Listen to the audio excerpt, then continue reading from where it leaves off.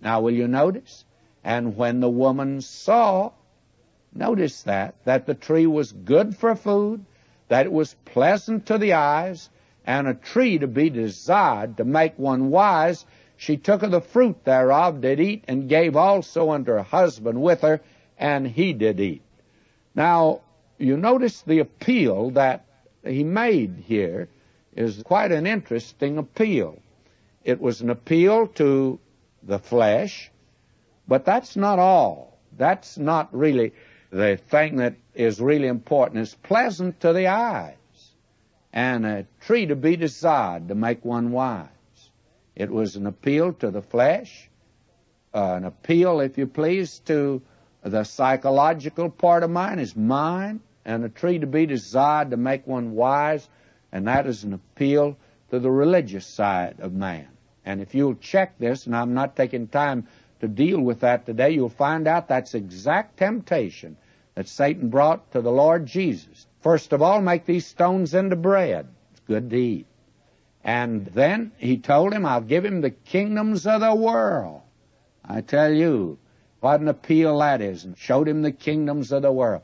Pleasant to the eyes, appeal to the mind. And then a tree to be desired to make one wise. Cast yourself down from the temple.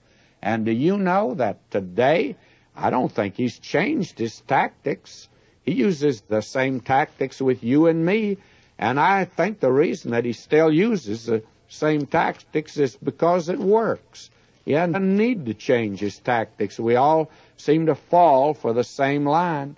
And John wrote, for all that's in the world, the lust of the flesh, that's it, good to eat. The lust of the eyes, good to look at. The pride of life, cast yourself down from the temple. These things are not of the Father, but of the world. Now, this is an appeal that he makes. Jesus said that these sins of the flesh, though, come out of the heart of man, way down deep.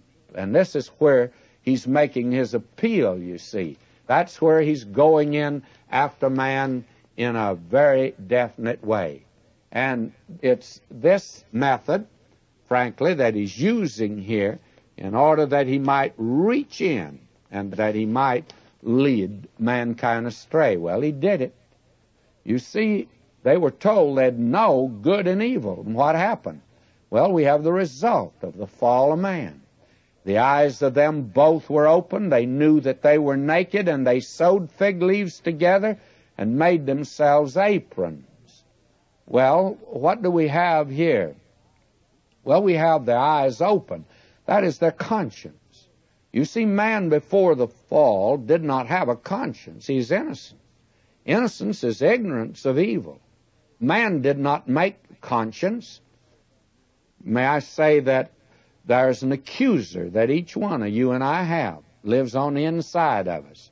The psychologist says today that we all have a guilt complex.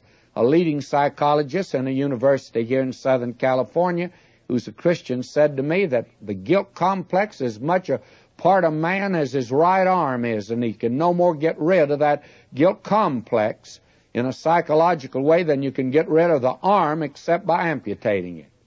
And they knew they were naked. These fig leaves conceal, but did not cover, really.